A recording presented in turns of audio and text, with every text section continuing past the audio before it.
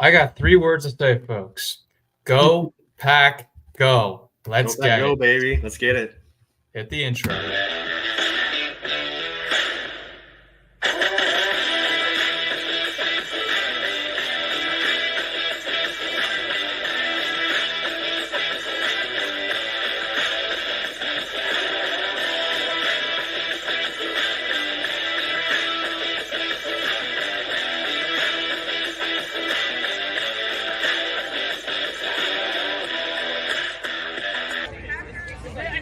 This is Tom Grossi, and you're watching the PackReacts podcast. Let's go.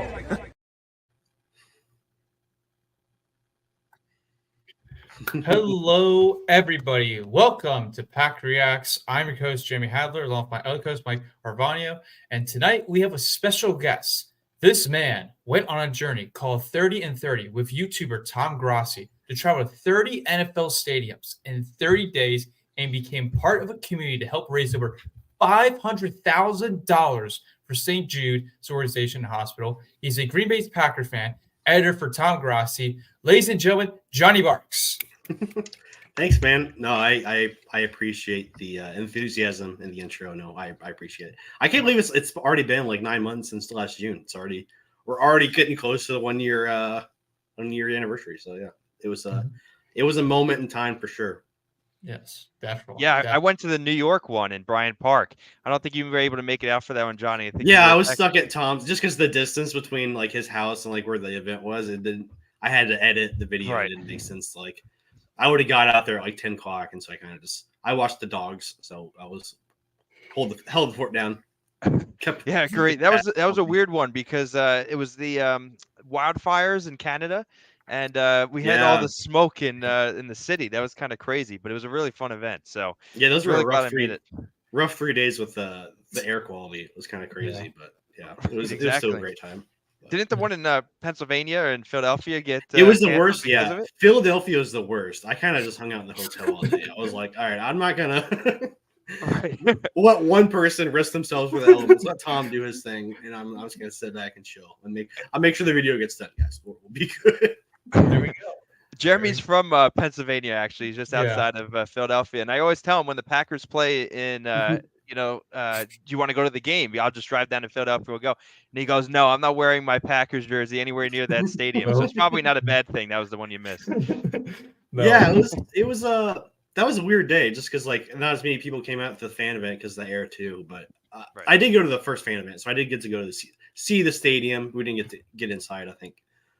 Because of the air quality, a lot of people just like weren't in the building, maybe. But yeah, no, I would.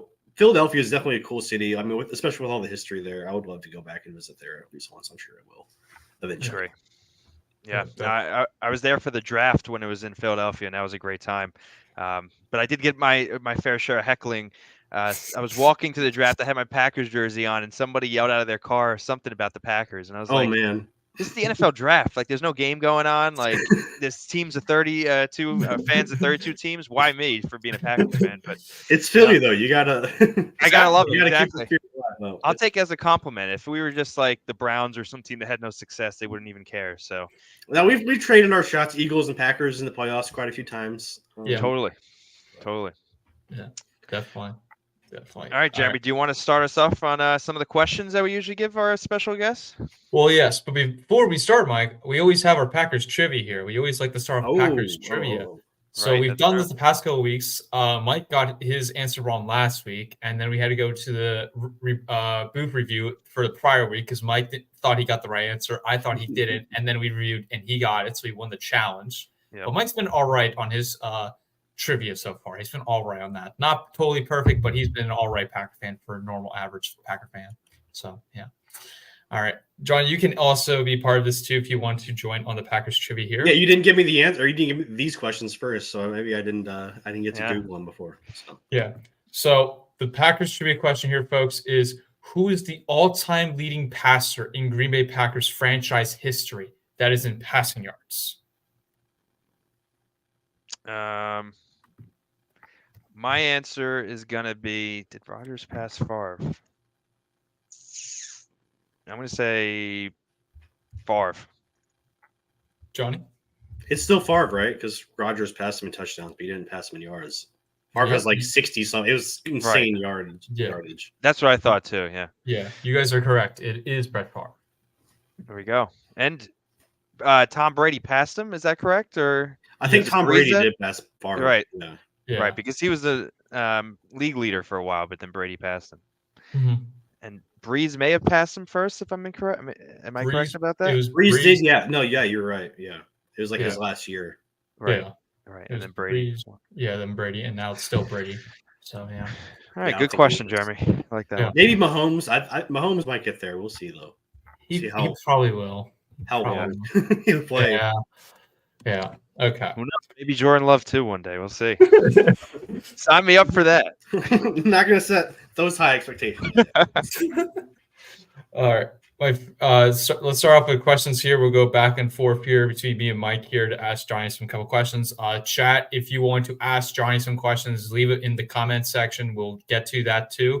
All right, Johnny, my first question to you. Since you were part of the 30 and 30 here, and you've done worked on YouTube editing for Tom Grassi, how can social media benefit communities in a positive or negative way? Do you see that?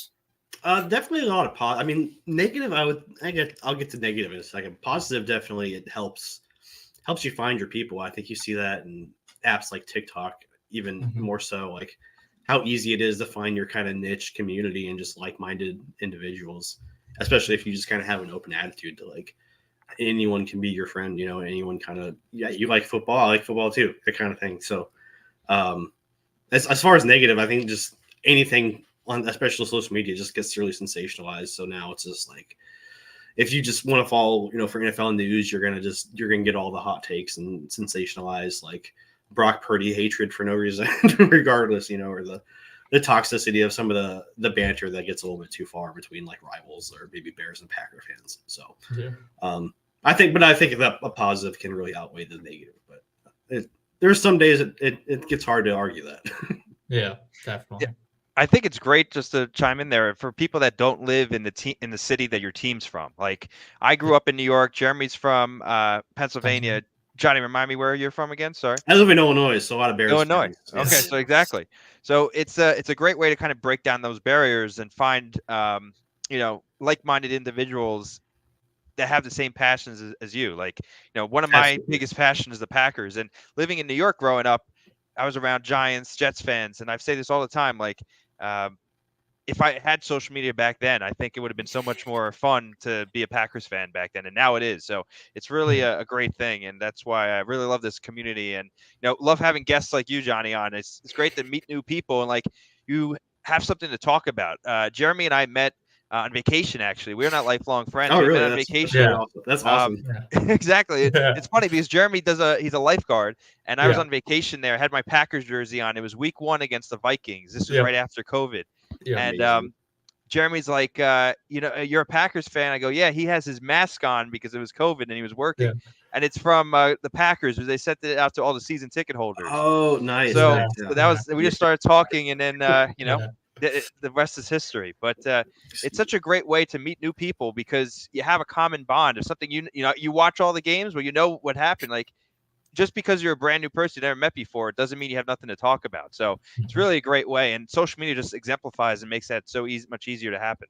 No, absolutely. Especially like, with so many primetime games, Monday nights, Thursday nights, maybe you don't want to go out to a bar to watch the game, so you just watch it alone at home. It just gives you, it's about that shared experience. And it's just, you're investing in the same kind of thing. It's just like finding, someone who watches the same obscure TV show as you, know what I mean? And then you're like, oh, I want to talk about what this character could do. And it's all that kind of cool thing. And yeah, I think it can be a really cool thing.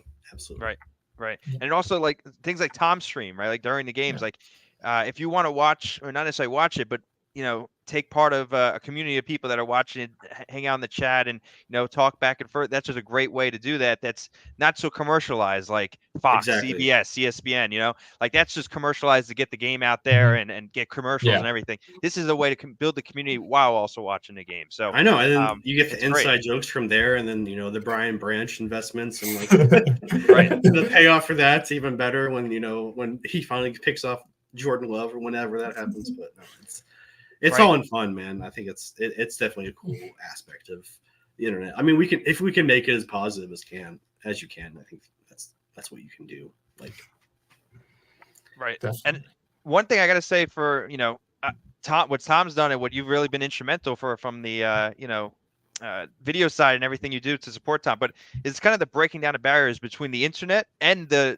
kind of ESPN, like the legacy media, because like, he's on, Tom has been on the Rich Eisen show and NFL Fan of the Year, all this stuff. Like, it's really actually bridging the gap almost between the media where, somebody in their basement to somebody out there actually, doing it and being part of the actual product that we all love and are talking about. So that's been really great, and something we definitely want to get your thoughts on, because it's really unique. Yeah, no, it's really awesome that you can kind of you can gain an audience by just like simply being yourself and just like putting out your own like just not getting over that kind of like, oh, it's a lot of people on the internet, a lot of people say screwed up things, just kind of getting like, whatever, man, people are going to be negative regardless if they're kind of miserable in their own way, just presenting yourself as you are and just like, yeah, let's just have fun, like, and then that's how you kind of find your own people. So just seeing something that Tom's built, I mean, obviously I've only been working for him for a little less than 2 years now, but like just seeing the growth over that time is very cool, and just contributing in the little ways I can is remarkable. And it's just still something new, and that we don't. I think the NFL is like still 10 years behind on like this stuff, and they see creators as just like trying to get new fans and they see sports like YouTubers that specifically do stuff in their fan base, like, oh, they don't value them as much at times as they have it in the past, just because they don't see that as outreach, even though it is. You are getting new fans by kind of like just live streaming the game and existing on YouTube and really building that community and investing in it when not a lot of other people are. So it's cool. Like the combine experience was super cool to just see them kind of really open it up to YouTubers and all these people from, betting apps or whatever are going to get access to whatever. So you might as well kind of let a lot of other people in too. I mean, I feel really lucky to be able to, kind of tag along for the ride. But Yeah, no, I totally agree. And we saw it this year kind of with the whole Taylor Swift, Travis Kelce thing, where the NFL kind of leaned into something that wasn't the traditional kind of, NFL. We as do they things should, though. Yeah, our absolutely. way. Right. And, they were trying to obviously get that fan base of, the Taylor Swift kind of fan base, say what you want. Yeah, exactly. But, there's a lot of great sides on the YouTube side and just going to the people and not necessarily, speaking to a really expensive camera and then getting over the TV waves, but doing it, personally, where you get on, in the chat, people can respond and making 100%. It interactive. It's, I think, something the NFL could definitely really spend a lot of time on, because the interactive part is something that they don't have right now. It's just the TV and then you're just a watcher or consumer. If we start to interact, kind of what Tom's doing and everyone's on YouTube is doing, that's really could make it even more great, in my opinion. 100%. And I'm pretty sure Tom said it's like if Al Michaels, while calling a game, if you could like send him $5 and he'd read your comment, like there's nothing like that currently, and that's what's the biggest draw of it, and it just makes it that shared experience kind of more fun, because you're like watching someone and talking to people in the chat, like you said, and then that's kind of what got me starting to really invest in a lot of Tom's community and content. I thought this streaming, I mean, he does it better than anyone, and I thought that was just like a really cool aspect of like you are watching the game with someone, and even if it's virtually, it's a great time, and like just being part of the community, that's really cool. Mm-hmm. Definitely. Now you mentioned like with Tom, how did you get to meet Tom? Yeah. So I'd watched him for like a bit, and then like during COVID, kind of when I started watching him a bit more, and then just like that, I remember that draft season, like watching him, like, should the Packers sign this free agent? Should they draft this guy? And then over time, watching more and more of his streams. And then just one night, I think it was like December 2022. We were doing raids and, raiding random channels at halftime. It was like just super fun. As I think that was towards the beginning of him starting to do that. Wasn't the first time he did it. But he like was talking to the chat, was like, hey, it would be cool if someone would like edit the reactions and like splice, us and then their video and then like kind of mash them all together. So I was like, yeah, I'll do. I just sent him a message on Twitter. I was like, yeah, I'll do it if you need someone. So he was like, yeah. And so I kind of started from there. He really liked the video. Didn't get many views, unfortunately. Just didn't really play well with the algorithm, I guess. But it was still a good video. It's really cool to go back and watch. Just reactions, just people's face light up and like their night being made because of, you know, just like all these new people in their chat, and kind of get a boost as well. And so over time, he had just like more. He just had more that he wanted to give me to edit, and he'd never hired an editor before, so it was kind of a new thing for him going forward for that. And then so just kind of getting more of his trust and just trying to be reliable and making good content. And the Kurt video, when he did that was a lot of fun. I got to edit that. I thought that was like a really cool thing. I was like, man, I get to edit this cool YouTuber I've been watching with an NFL player. I'm like, this is just insane. Like, so I worked really hard on that, and like blow as much as he hoped it would, but he was still really happy with the video. And then predictions is when he really saw a use for me during the season, and I was like talking to him like, I kind of want to quit my job because I just wasn't really enjoying managing. I worked in television for like 6 years, and I worked where this like kind of manager job was kind of where you kind of get comfortable at, and then get to bigger markets, get a nice paycheck at these. That's where the money's at, or what I went to school for. And then I got the job, and like after like a month, I was like, yeah, I really don't like this. This is too stressful. I'm not a manager. Right. I don't like being a manager. I don't like telling people what to do, along with doing all the things too. It was just like it was too much responsibility at the time. I mean, and also like that's an industry. I don't want to get into it too much, but it can be a stressful industry. A lot of moving parts. But so talking to him, like, I kind of want to quit my job, and so eventually I did. But he wanted to give me like predictions. So like during he used to do them with Jade, obviously, and then not really around anymore. So he just kind of wanted something to kind of accentuate the humor aspect, and so he felt like memes kind of that I had kind of made with the shorts might be a good fit. And I mean, there's some growing pains there, I think, but being able to kind of grow, and that's the cool thing about them, is just being able to like kind of express my own creativity, I guess, and kind of bringing ideas to the table and then being valued a lot of times. So it's just really cool for that. And so, yeah, he started with like the division predictions, like in the middle of the off season, and then passed off power rankings and predictions to me during the seasons. So that kind of gave me something to do. And then he also introduced me to Brandon Perna, which is even, I mean, I want to say it's even cooler, but it was really cool considering I had actually known about his content and watched his content before I even watched Tom's, even though I'm a Packers fan. I remember back in like 2017, even 2018, watching some of Perna's videos and just thinking this guy was funny, and, you know, kind of a casual watcher, observer, or whatever, subscriber on YouTube. But it's just super cool, you know, thinking back. And then he needed someone to kind of do the balls deep videos, as he calls them, as his friend did. Yeah, which is kind of ridiculous names. So every time it kind of just like, but you know, deep dives into like random subjects or whatever, and just someone who can kind of spend time, you know, getting the right footage and being able to, you know, story tell. Right as those, honestly, right at the right time, he started doing those videos. They started to get really popular on YouTube with the algorithms. And there's some other creators that do great ones, like shout out to She Got Sports, there's a bunch of other guys. I should mixing up names right now, but so that's really cool to be able to kind of edit in his voice was like the new thing for me. So learning how to do that, and like it was a really cool thing to kind of put all together. And so yeah, I feel extremely lucky to be able to like just work for myself while also working for them. Definitely, Mikey. I feel like that was a lot, but yeah. What was the question again? No, that was a great answer. Yeah, that was great. Quick follow-up. So what was your experience in video editing before? Like, have you done this, or is this something that you kind of picked up as a hobby kind of post, or like how would you recommend somebody who's interested in getting to video editing kind of break into the industry?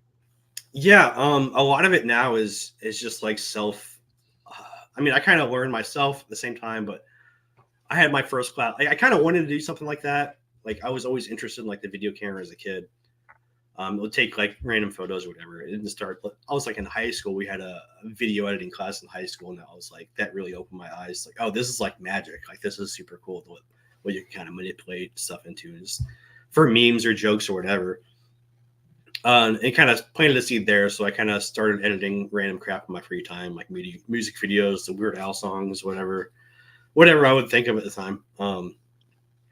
going well before that even I would like make videos on my phone, like on the flip phones, which is like random skits with my friends or whatever. Like, I don't even remember half the stuff. I'm glad they're probably deleted because they're probably not hold up today.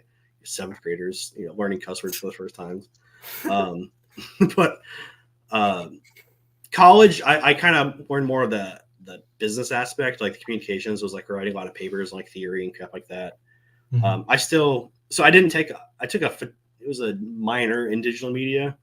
I didn't actually ever take a video class in college, which is really unfortunate. I got to take a couple of photography classes, but the one video class I was signed up for got canceled because not enough people really like signed up for it. So I took photography instead that semester, which I mean, obviously was still very valuable to kind of learn a lot about camera work.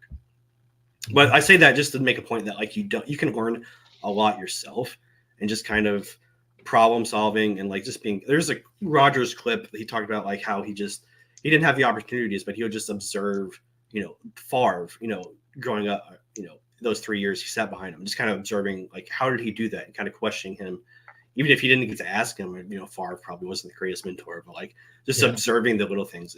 That applies, I think, in a lot of other areas. Just kind of just asking yourself the questions, like how do just being curious, like that's a big thing, and just I think letting that your curiosity kind of guide you and learn new things like that, and just kind of learning by doing. I think that's the best way to learn. I mean, obviously, there's a lot of people that can teach a lot of great things. As far like there's video courses you can take online that would help you, whatever. But I think the biggest thing is really just applying yourself and just trying things, knowing that, like in anything, maybe the first thing you do is not going to be the best, but you're just going to get better and better, and just kind of learning different elements of that kind of art style or whatever you want to edit, and just kind of building from that. So I think there's like a lot of tutorials on YouTube if you ever get like a creative slump and you're like this kind of, and then just kind of like watch what other people are doing. You're like, well, I kind of like how they did that or used that, but maybe I do this a different way. But that kind of anything to get the gears working in your brain, I think is really good. So yeah, no, I totally relate with that. I mean, I'm in finance, and you don't necessarily need the background. It's hard to break into the industry without like a degree and all that. But what's great about the internet is it's democratized everything. Like you could go on YouTube, you go on Google. Now there's the AI, which is even great. We use that at work all the time. Like, you don't know something, instead of going and calling a lawyer up and having them charge you, a few $100s an hour to give you an answer. You just go on the AI and it'll give it to you for free instantaneously. So it's so easy for people to kind of learn and do stuff on their own and just do it. You just need, the drive, the passion in it, and not to be fearful of it. If you put yourself out there and apply yourself, it might take some time. Even people that are successful now, Tom was doing this for years and didn't have the following count that he had now, right? So it's just a matter of repetition, practice, and you'll make it eventually if you have the passion and if you have the drive to stick through the tough times, because it's going to be, a learning experience for anything you do for the first time. And it's just the internet makes it so much easier and so much more attainable without having a ton of money or experience. Yeah. 100%. I think just doing things and making things because you want to make them and because you enjoy making them, I think is a big part too, instead of getting lost in the numbers and worried about, if this gets enough likes or whatnot. I think that would take away from it. I would just say, especially coming up, like, don't worry about that. Just start. And then maybe along the way, you find your people, you find your niche. TikTok is a great place for that you can make a video and somehow you'll find that person that'll like this or think that's funny. So, yeah. Right. Yeah, definitely. Yeah. For me, like when I started like my own YouTube channel, it was like pretty much based off of Tom, because like how he covered the Packers and like the different ways that he wanted to do. I was like, I want to do this like not only for my Packers, but I want to do it for like my other favorite sports teams, and like kind of did that way for a bit. Like also got inspired, like taking a TV production class, like how you took yours in high school. I took one in high school, and like for the fun part of it, like we just made stupid like videos. Like one video we made was like just find something in the hallway, because like during class, like it's like study hall, so you could literally just roam the whole school and do whatever you want. So we just did that. We filmed a short film movie based off Home Alone. We called it School Alone. I played Kevin McAllister in it, and pretty much you just be like, what would school be like with only one kid, and he just roam around in it. And this took place before COVID. And so I was like, when I look back at it, I was like, this is pre-COVID before anyone else knew about it. But we got to like do crazy stuff. Like I got to go in the lunchroom and just take a bunch of things with me, just try to do anything I wanted to do. Like big a basketball shot. I try to like chuck the basketball like half court. That's I miss it so terribly. I just make a layup shot like the next cut in. It's for a video. It's for a video, guys. Trust me, it's for a video. Yeah. So I did that, and then like for Packers wise, like for the fun group of it, like I made like a playoff hype show video that got over like 20,000 views, just like for the fun of it, and like just did that. And I also do like because like I saw like how you and Tom will like have like memes from like TV shows or movies, and then I was like, you know what? If they're doing that, then I should create something of like Packer-wise there. So like I did a video like recapping the whole season this past season on Moneyball of like how like that's the Packers amazing. Of like how does everything relate to the Packers? And when I watched the movie and like look back, I'm like, this is too accurate for the Packers. You got cheap money. You have Rodgers dead cap. You lost 3 key players. You go for the draft, all of this and that. You lose the 49ers like the Athletics lose the Yankees as usual. And it was like too perfect. And I was like, this is it. Like, that's perfect dynamite right there. And then another one I made was like kind of like a short clip of like the Dark Knight Rises of like towards the ending where it had Jordan Love, Brett Favre, and Aaron Rodgers, where at the end, where they obviously do like the head shake, like nod meme. I have like Alfred as Jordan Love, where he just gives a nod. And then the other two is Brett Favre is the woman. And then Batman is Aaron Rodgers. I was like, works well. That's perfect. No, I just anything to get, like I said, just get those gears running, and like you'll find someone who thinks it's funny. It's perfect. Love it. Yeah, great. Definitely. All right, Jeremy. I wanted to get into 30 and 30, if that's okay with you. I see you wearing the shirt. Cool? You represent the shirt. Yeah, and I don't know if you can see, but Tom did sign this. Nice. This was from what do you call it? The Patriots training camp game. He was. Yeah. We have a picture together. I don't know if you remember it, but I knew I met at least one of you guys. I remember. Yeah, me. Yeah, you met me. Let's see. I will. There we go. Right. Yeah, that was the meetup. There you go for the X. Yeah. Yep, that's right. So I was out there for the Patriots game, and not Jeremy. Jeremy wasn't there, but Jeremy's going to make it out for the next 30 and 30 whenever that occurs. I already told him he has to come. You got to get Tom to 1 million. That's how you do it. You got to exactly. You got to get all your family members to subscribe. Get your neighbors to go door to door. If you guys are watching, subscribe to Tom. I got like not cool. I got like my family watching here too. Like they're subscribed to Tom. I introduced them to Tom. I was like, you got to get on Tom. You gotta, and so like every Packer game we watch, we'll really watch Tom's reactions, see what happens if there is a good play, bad play. We just love Tom just commenting on every play. I love like being like when his stream's a little delayed, I can like watch the play and then just like watch him react to it. Exactly. It's perfect. Yeah, it's just super fun. And I'm wrong. Sorry. Yeah, exactly. That's it.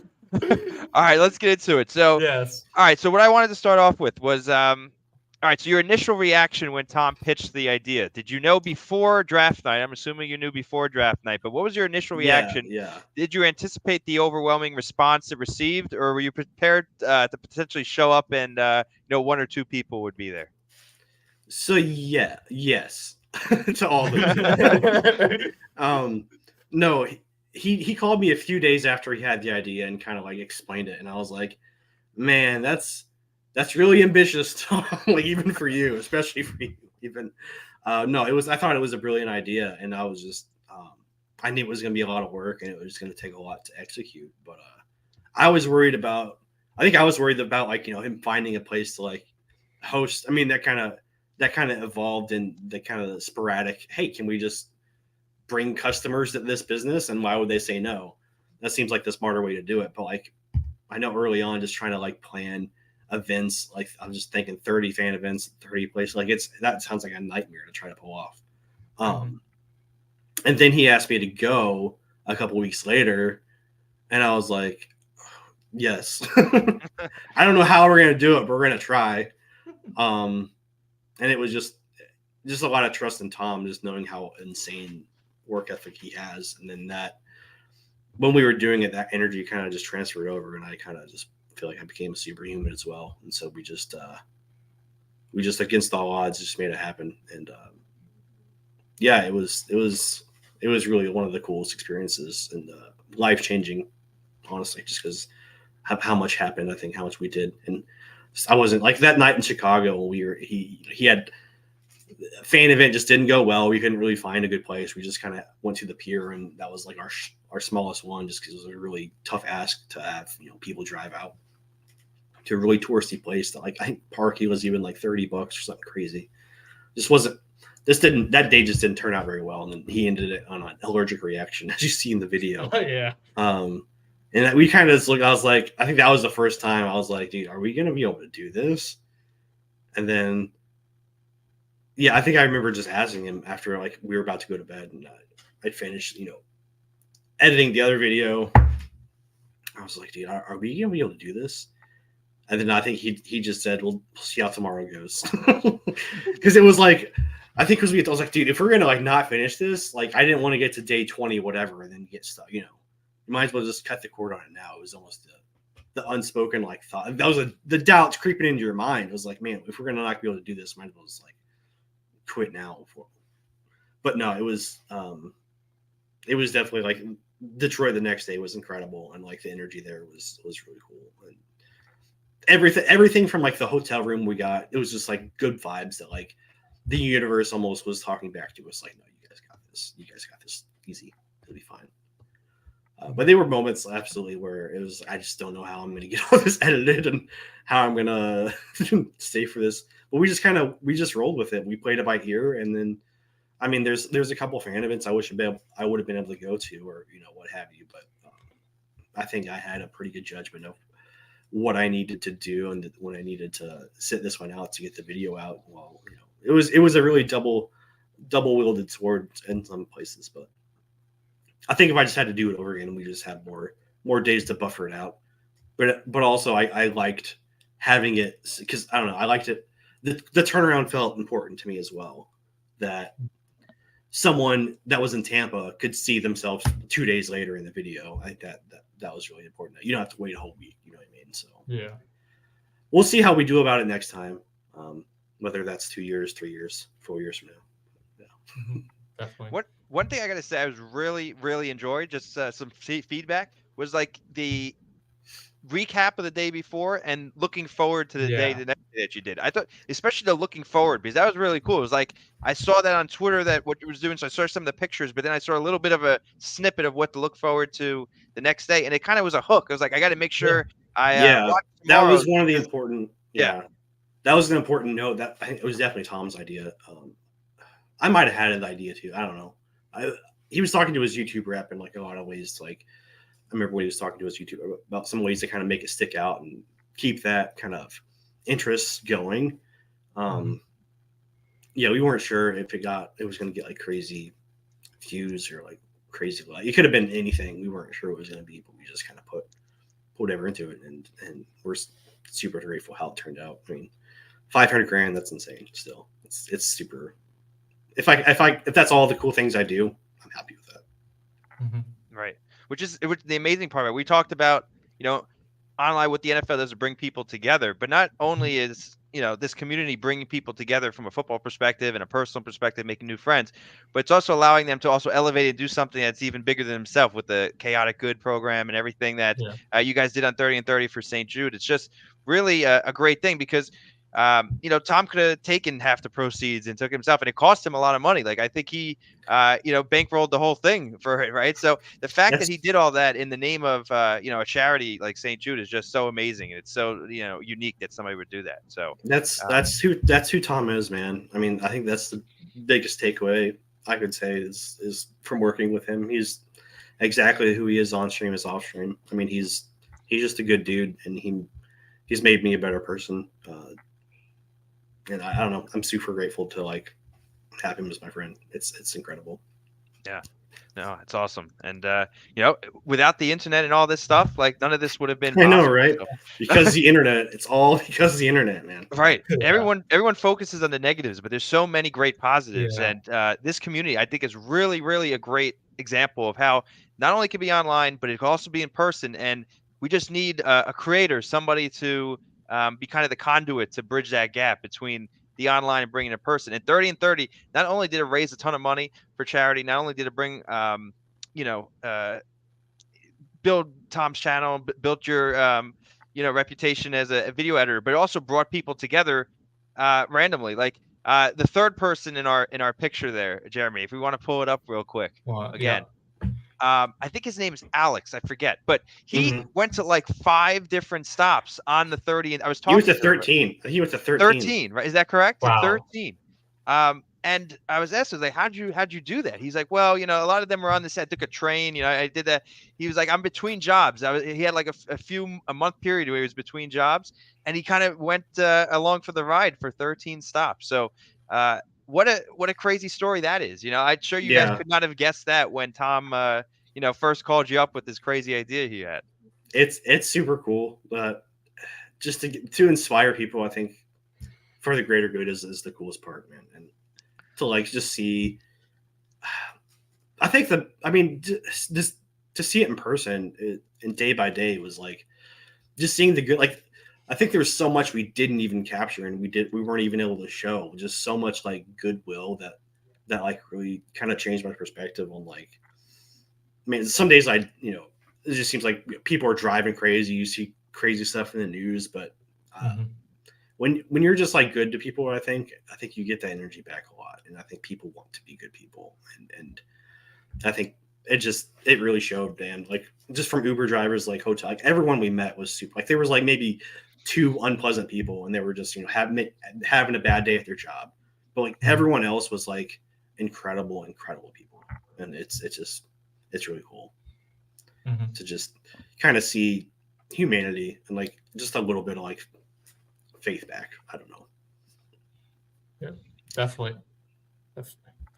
So with like 30 and 30, like there were times like you were like you had to be like on time for like the next like stop, like the missed flights, or like how did that whole process go for like that portion? I'm not a very organized person. Tom does pretty well. Okay. The only time it was like the 2 missed flights we had were, it was to New England, to Massachusetts that we had to drive. It was a fun one. That was a crazy day. Tom was like, "No, I'm driving." I was like, "Do you want me to drive?" It's like, "Nope, you sleep if you need. I'm driving." Like, you're insane. You just jumped through a table. I think your back is broken. But he's like, "I'm gonna drive. But we got there, and that was a fun day. And then the other one was completely my fault because we still got there on time, but we just kind of got lucky. The Steelers weren't as busy, I guess, that day, and they already were decided they were going to donate to us, so they weren't going to like take back the donation, I guess, if we were late. But it's because I dropped my cell phone. I mean, I think I made the video. I dropped my cell phone right outside the airport. It was like as soon as I thought we left in the Uber driver's car.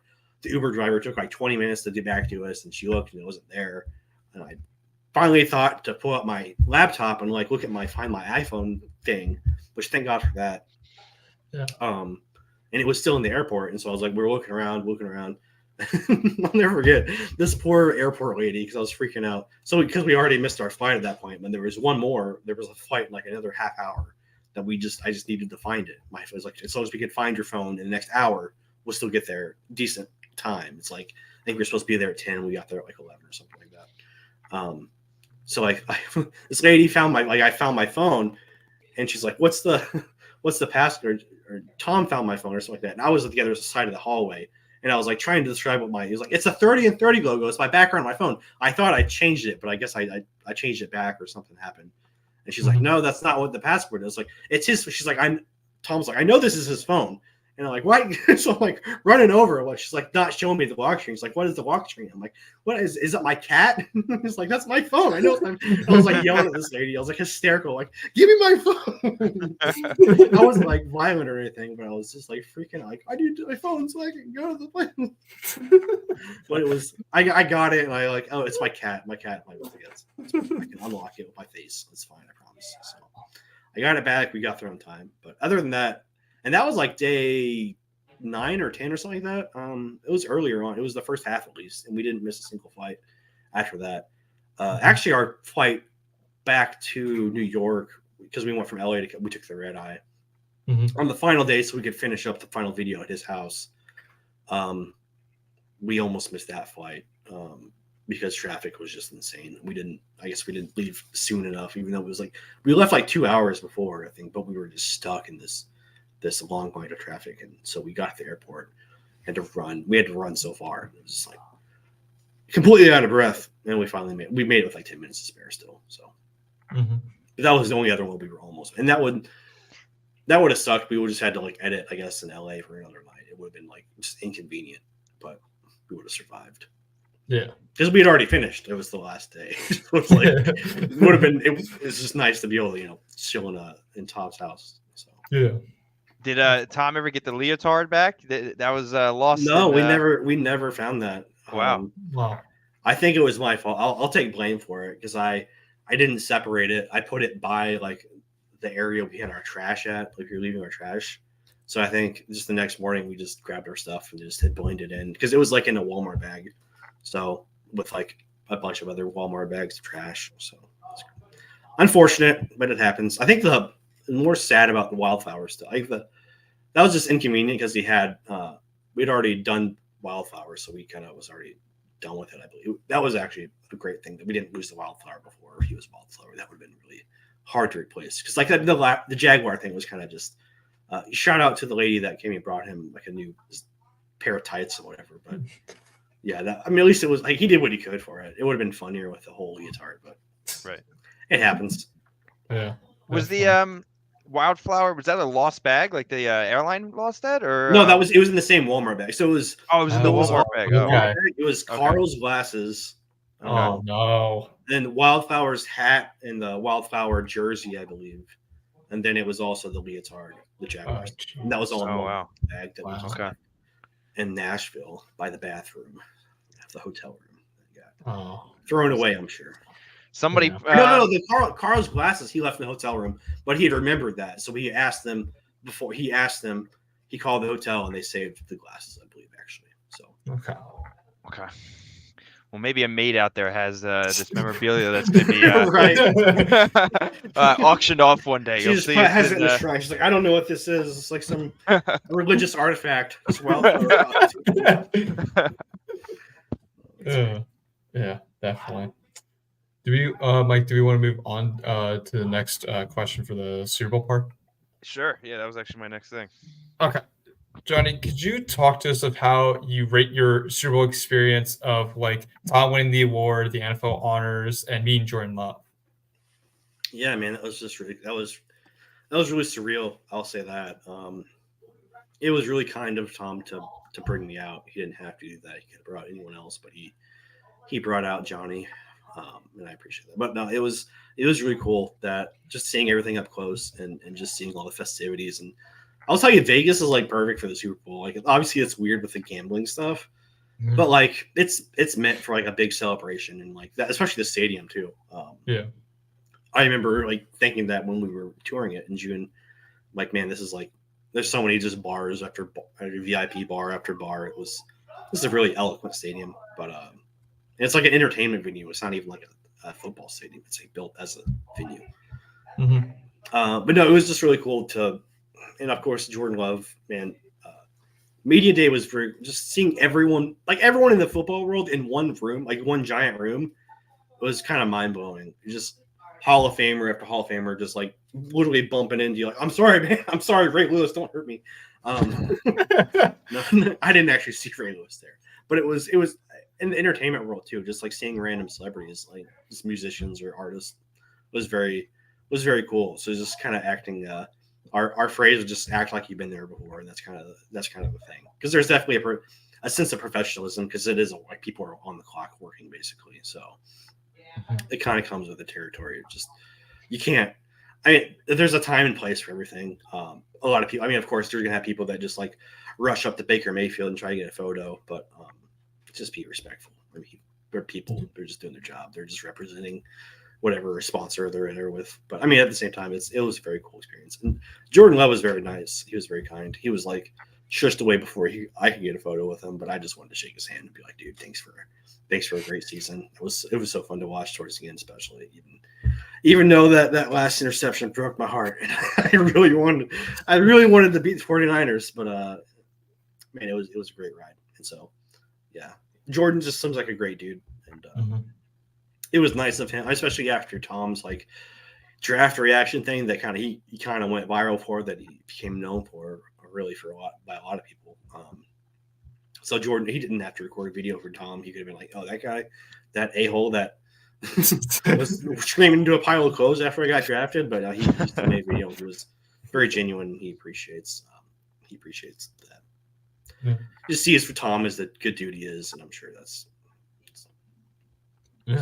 very cool. It was a very cool experience, and it was very cool.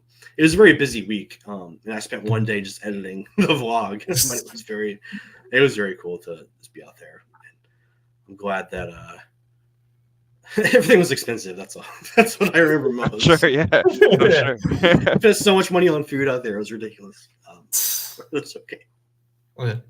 So obviously, the Super Bowl is that weekend, but the real reason you guys were out there was the NFL Fan of the Year, the NFL Honors. Yeah, that was. I mean, it was kind of the same. I guess it was a little more. It was a different occasion. It was more fancy.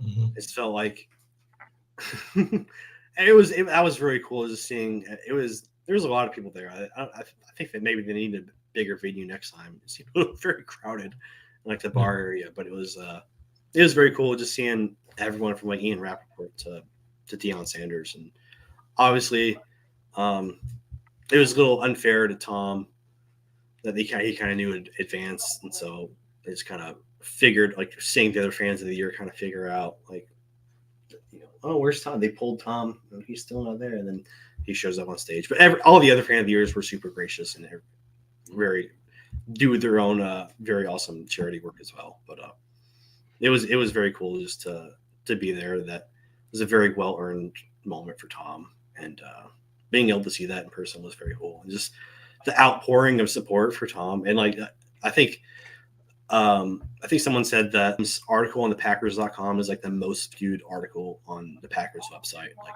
ever. Wow. That's crazy. Wow. And they wrote 2 for him too. So it was very cool that just the outpouring of positivity and just people, just the impact he's had on so many people is incredible. Just it was just to see that in person is very cool. And I'm really glad Tom was able to just kind of soak in the moment and just enjoy it for what it was.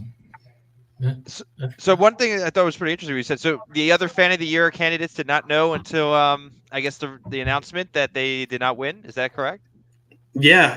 I mean, it was a weird situation. I mean, because they had to like record something with Tom, and he had to like go to rehearsal the day before. So okay, it is what it is. I mean, there's like a weird way to go about it, but just put Tom in a weird awkward situation.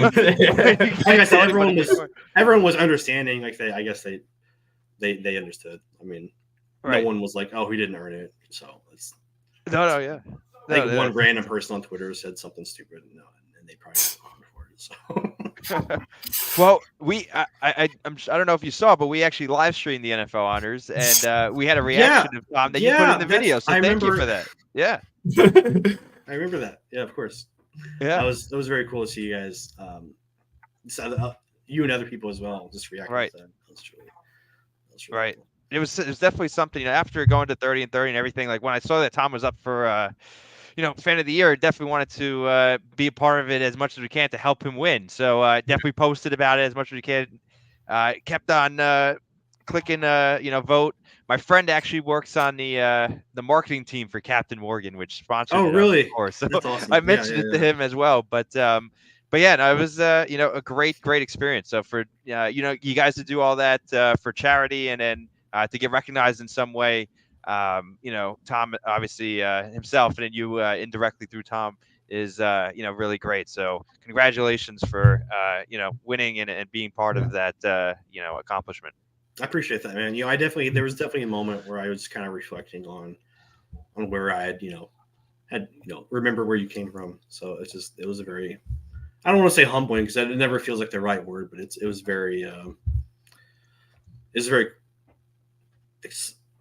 a very defining moment. I think it's kind of moving forward with it was very satisfying knowing just like the choice you made of I made specifically just leaving my job and just man, this is I don't know how this could have gone better. I mean, I said I feel lucky so many times, but it's a lot of hard work too, and I'm proud of it.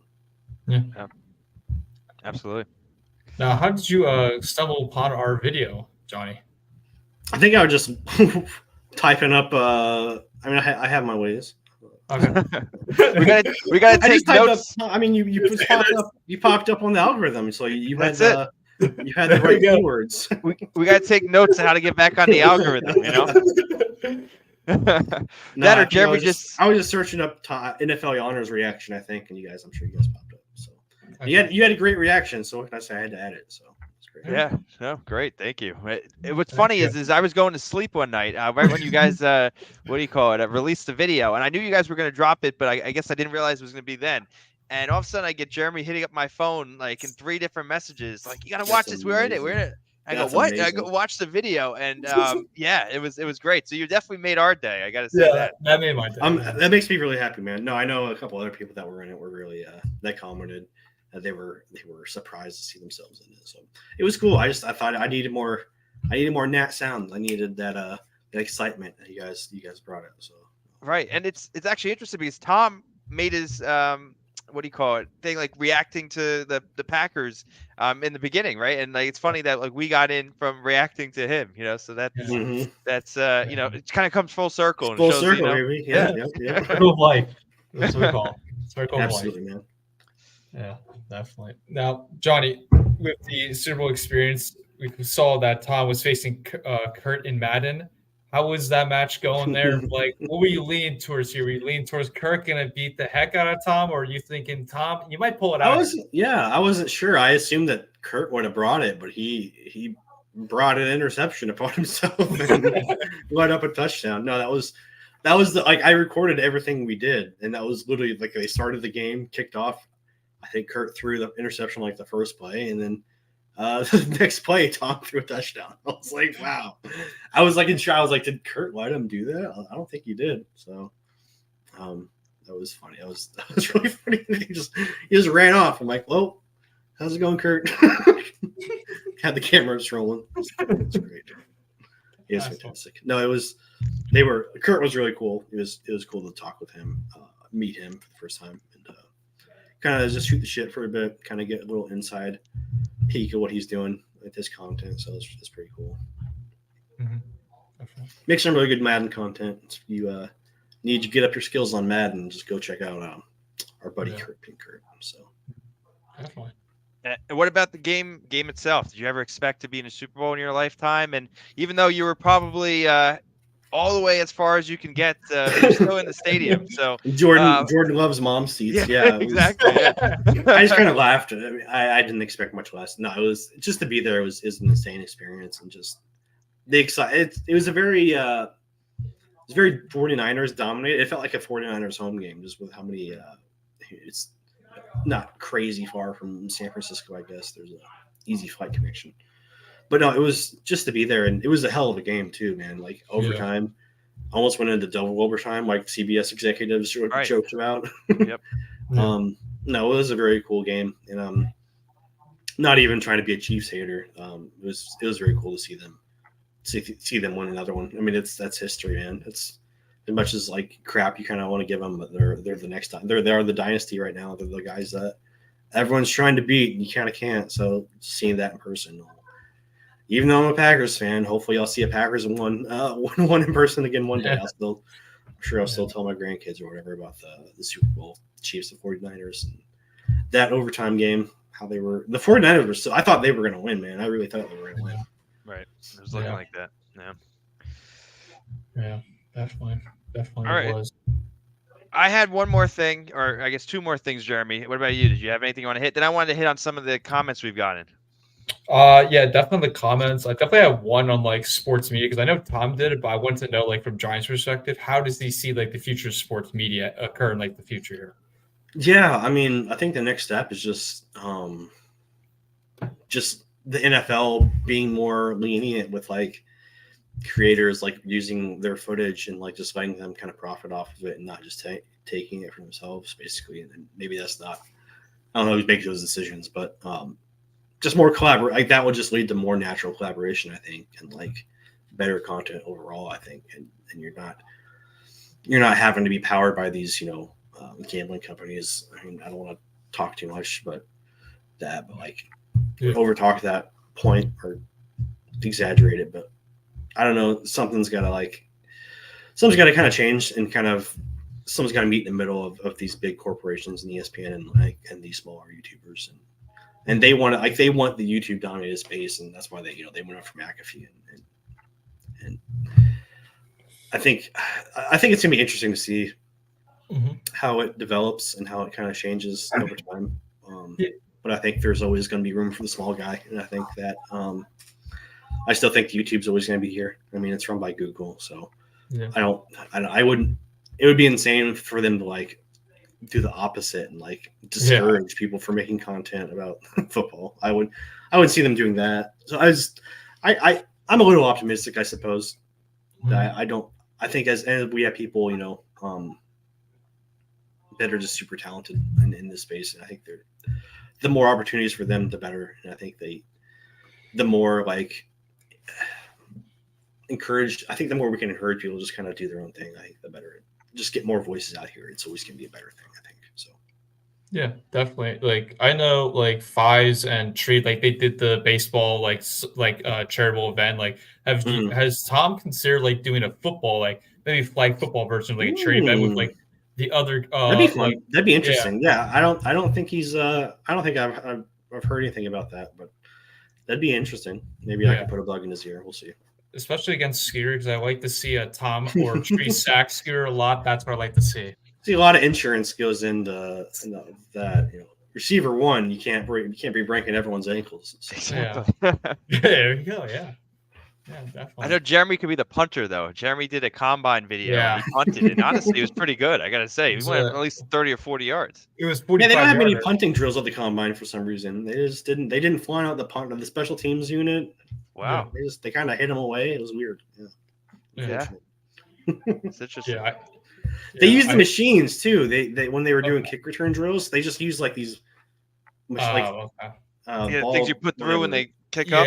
Yeah. It's like almost to the roof too. It was kind of there's a lot of power in those guys. I guess it's a lot of it's asking a lot of a punter to keep kicking those, but yeah.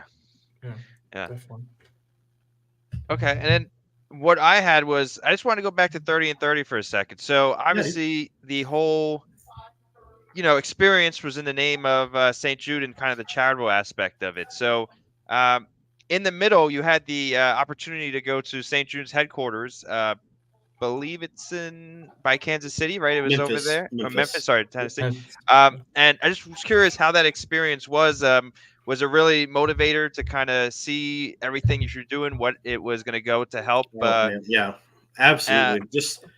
Just seeing like the map, like the scale of it was very like it's an entire campus. Like it's we had to drive a golf cart to kind of maneuver around, but just seeing kind of the investment and like that like that's kind of the faith in humanity I'm talking about, man.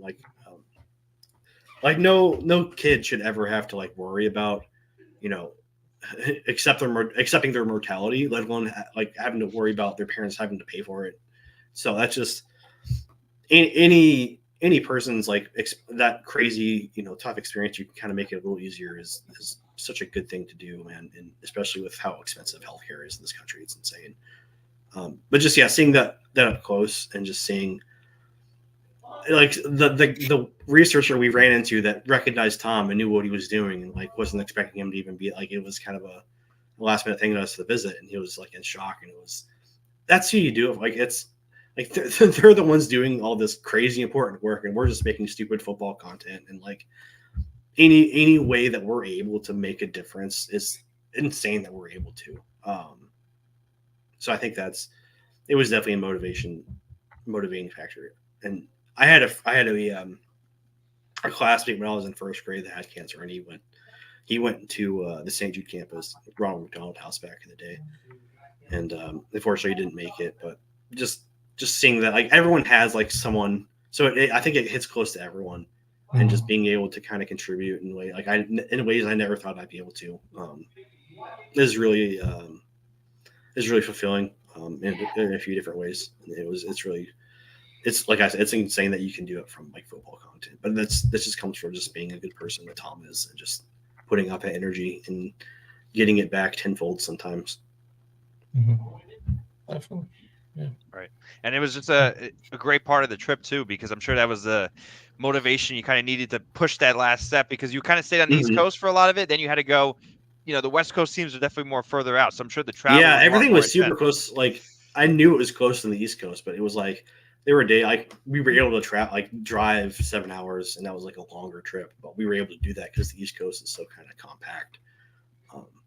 Yeah, it was definitely a good break, and it kind of definitely split up the trip. Definitely, it's very cool, kind of making connections with people from St. Jude, like Pastor, of course, and being able to reunite in Vegas was also a really cool thing, and meeting a lot of the people that work for St. Jude and make those tough decisions on how to like allocate those funds that people work so hard to donate. Is very cool, and like they have some really good things they're continuing to do. Like they're sending a bunch of medicine overseas for free to for other children, and it's just like it's really cool how much more they're doing and continue to kind of innovate. So it's really humbling, I guess. Yeah, definitely. I had one quick question left for you, Johnny. I just want to know, like, with a combine experience, what were you guessing here for Tom's time? I did my 40-yard dash time. I got a 4.9. That's what I got. 4.9 for the 4-yard dash. What were you expecting Tom to get? Yeah, that's a fast time. That's really fast. I usually average like 5 and a 5.1 out here. I mean, Tom was like downplaying. Like he was keeping me updating on how he was feeling. And he was from the start he was complaining about like, man, I'm gonna do so bad because I had COVID. Considering that he didn't do that terrible, I figured he'd get around 6 seconds. Maybe. I was hoping he'd get under 6 seconds, but that's unfortunate. He was not able to. But I'm sure next year, if they invite him back, he'll be back and healthier and trained and ready to roll. Was his goal to try and beat Rich of his 40-yard dash time? Was that just the goal for Tom? Oh, so Rich didn't run. So I guess Rich doesn't have he runs his later in May to give more money for his fundraising effort and more time for that, and kind of make it his own little spectacle. I think there was a time he was trying to beat the slowest time, which was 5.76 or something like that, I want to say. But he really wanted under 6, and he went from 6.29 to 6.20. So that's a pretty good shave off, considering just off of trying to improve his form alone. Because I mean, I'm sure he was a lot more tired on that third run than the first one. So yeah, if he had the third's form with the first stamina, maybe he could have got that 6 seconds. We'll see next year. Maybe. Yeah, definitely. Mike, did you have any last questions? Yeah, I had a quick one, and that's hopefully pretty fun. So thank you to everyone who's joined today. Hopefully this has been a fun episode to watch. But for the people that have stuck with us, we're at about an hour and 3 minutes in now. I was just curious if you had any exclusive stories from whether it be 30 and 30, the Super Bowl, or anything that maybe hasn't been out there yet that you could give our listeners kind of the inside scoop on, and give them a leg up in the Packers world for watching our show. Just anything that's fun. I don't have any secrets to share. Oh no! Oh, damn. I'm thinking of. I was there when Tom learned how to iron. That was 100%. That wasn't a bit for the video. He didn't know how to iron a shirt when we were in Vegas. Right. That was 100% real. That was what we were doing. I can't. You put me on the spot. I can't really think of anything else. I just thinking about that stupid iron for some reason. That's funny. Yeah, I guess as a teacher, you don't really have to iron that much. So definitely not as NFL YouTuber with all the jerseys he wears that people send him. So if you're a Tom Grassi fan, make sure to send him a book on how to iron for dummies. That's I will say when we were in Buffalo, I legit thought I was gonna have to take him to an ER or something for his back because it was not. It was bad. Really? I thought he legit broke his back, and I was gonna have to take him to the hospital. But he survived. He's a maniac. He's a soldier.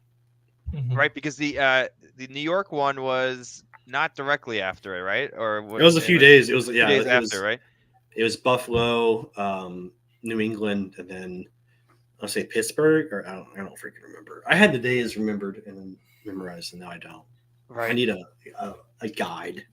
It's just all one blur of a month now with the sleep deprivation. Towards the end, I don't remember the last days as much as the first days. I just remember when he was there that he kept showing his arm. He's like, yeah, this is the battle wounds of Buffalo. He's a maniac. But Buffalo, hey, that was worth it. I mean, that definitely kind of got the media. I think that was the first time that a big media storm the thing. So they came out. Bill's Mafia was not playing, man. Great people in Buffalo, and we had so many angles of that jump. I could still watch it and have a laugh.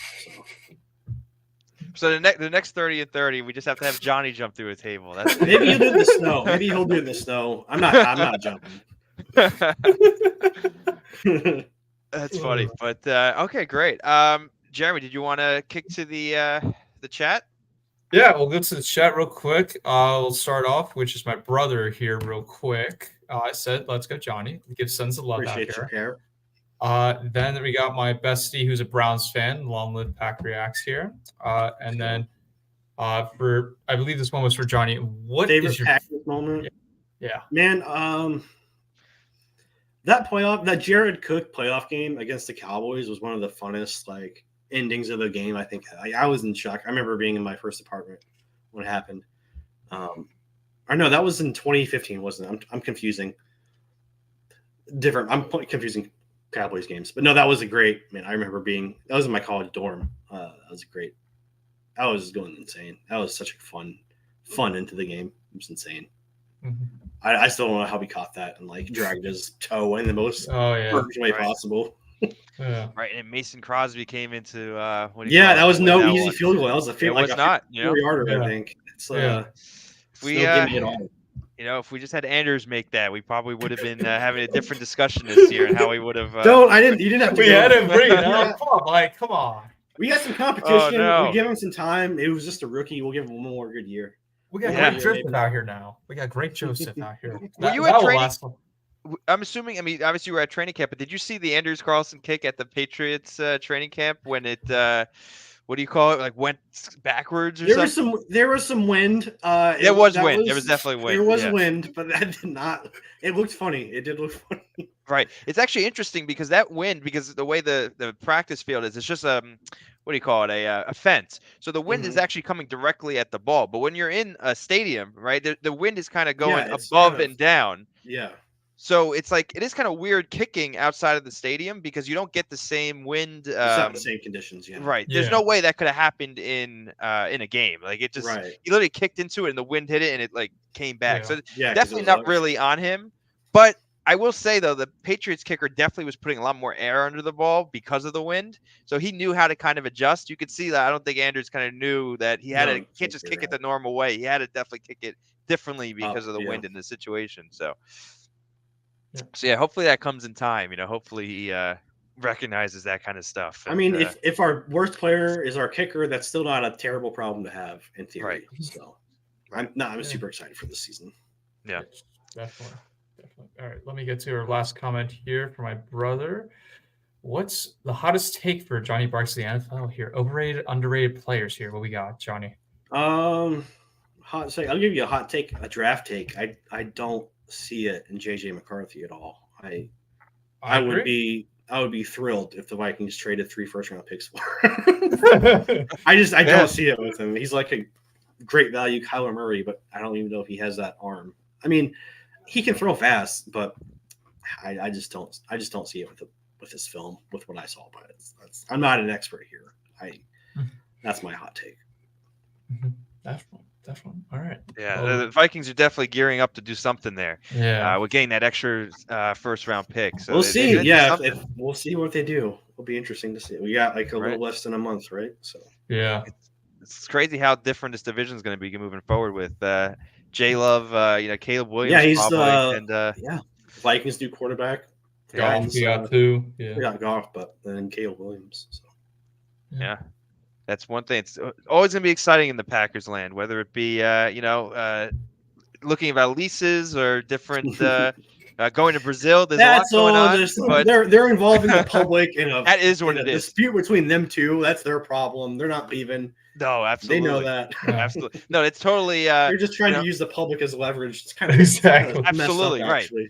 Right, because if that mayor wants to get reelected, he cannot lose the Packers. There's no way, and the Packers know that. Well, so they can't even move, even if they wanted to, they couldn't for like 18 years or something like that. Yeah, right. Yeah, exactly. So it's just a what do you call it, media game. But it's definitely fun. It's good to have something to talk about in the off season because we're starting to get to the point where there's not going to be a lot to talk to after the draft. I mean, we still got a lot going on now. It's gonna be dead. It's gonna be that dead May, June, July. Just nothing happening.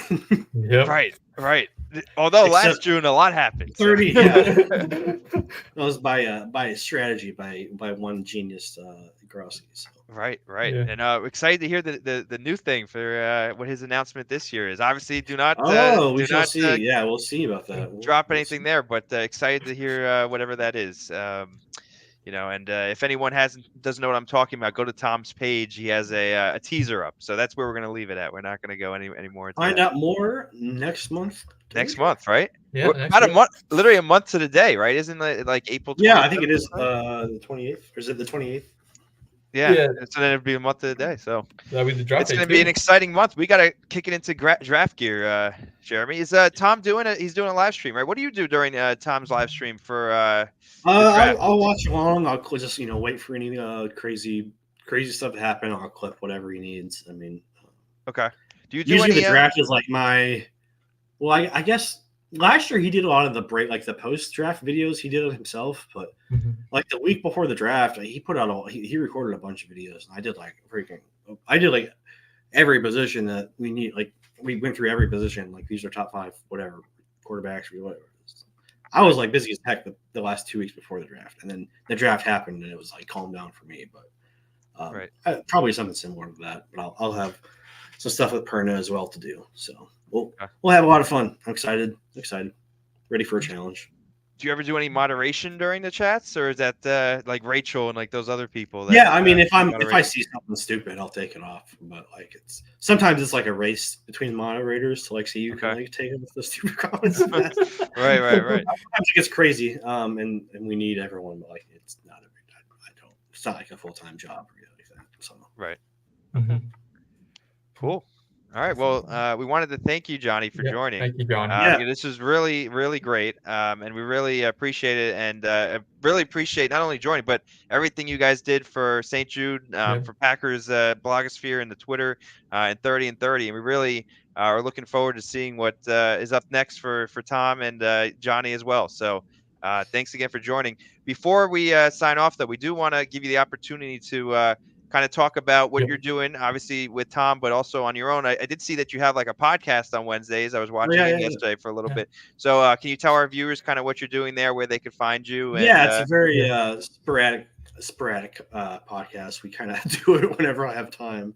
Okay. I was obviously sick, and then I was combine, and then free agency before that, or whatever. So it's kind of got put on the back burner for a bit. But no, it's me and my co-host Brian. We just kind of like to shoot the shit, and I shouldn't think us here.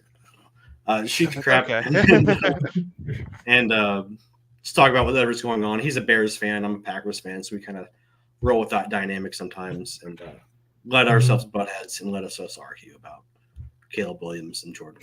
Last year it was Justin Fields and Jordan Love. This year, That's fun. No, you just search up Johnny Barks on the YouTubes, and you should be able to find me. Also find me on the Twitter X at Johnny Barks _ with the _ as you see. Absolutely. Yeah, and I'll be definitely joining in for the future podcast. I definitely caught some of it yesterday, and it was really really fun. So definitely will be joining. Obviously, from our perspective, we do a weekly podcast here for PackReacts. Sometimes during the off season, where not every week, but definitely during the season, we try to do every week as much as we can. And then you can find us here on YouTube on Jeremy's page or on the Twitter, which I've been growing quite a bit recently, Jeremy. We got like 1,500, over 1,500 followers. Right on, so let's go. Yeah. There you go. Yeah. So it's fun with X. It's fun to get the algorithm and try to see how different posts do well. Without the games, there's not a ton to talk about, but trying to get some engagement wherever we can. So one thing that was fun was the Packers had posts like a director of media. I don't know if it was social media. I don't know if they found anyone for the position or not, but I posted it, and I think I had recommended Tom for the position. Tom then turned around and recommended Tyler Herrick, which actually I didn't think about Tyler, but Tyler's actually the perfect person for the job. He's very good on the socials. He's a very talented dude. Yeah, right. We got him helping out with more on the TikTok. If you want to follow Tom's TikTok, it's a little different content than just YouTube's trying to get with the times. Tyler does a great job over there. So, yep. So Packers, HR, if you're listening to this, call Tyler. If they should. Yeah. Maybe next season, maybe he can stick with Tom and helping me out. No, he's doing a great job. He absolutely should be. I think it was David Bakhtiari himself that said he should be running the Packers social media, and that may have been the most true thing that David Bakhtiari has said. So. Right, and then we could take on the Chargers and the Falcons as one of the top social media teams in the league. Right, exactly. That's what She Said TV is for. If your team doesn't do all the edgy things, and then there's other accounts for that, and She Said TV is got to be the best Packer account out there. Yeah. I agree. There's the Packers, I got to say, probably are the best YouTube kind of team out there in terms of content that's put out. I mean, there's just such a variety of content and so many different personalities and different really talented people doing this stuff. So on a daily basis as well. So it's been great to be a Packers fan. Like I've been a Packers fan since I was 5, way before any of this started. But like I feel so lucky to be a Packers fan and be a part of this community. So you're on the good side. You're on you made it to the good, the good guys team. Exactly. Yeah. All right, Jeremy. What about you? Well, you all know where to find me here on this channel here. Update on the channel here. I will be conducting season 2 of GOAT series of going through every franchise and debating who's the best franchise player all time on that. We did season 1 by looking through every position. We had Mike on last time. First episode, we going through the NFC North. The Packers start off. I filmed the Vikings and the Lions. We're doing a Bears with a guest, and then we're looking through every other team here and there in the NFL. 32 episodes we're conducting. This will take through the summer, and me and Mike will be filming very soon on that. And we also be live streaming the draft too, which I always give my rant every year of the Packers draft pick, because I always say, pick this simple guy, and they just go like, no, we're just going to make you annoyed. It's me every year with Quay Walker, Jair Alexander, Rashawn Gary, every player, I think, like since Tom's Jair Alexander reaction. I think it's been that I've complained every time for the first round pick. Yeah.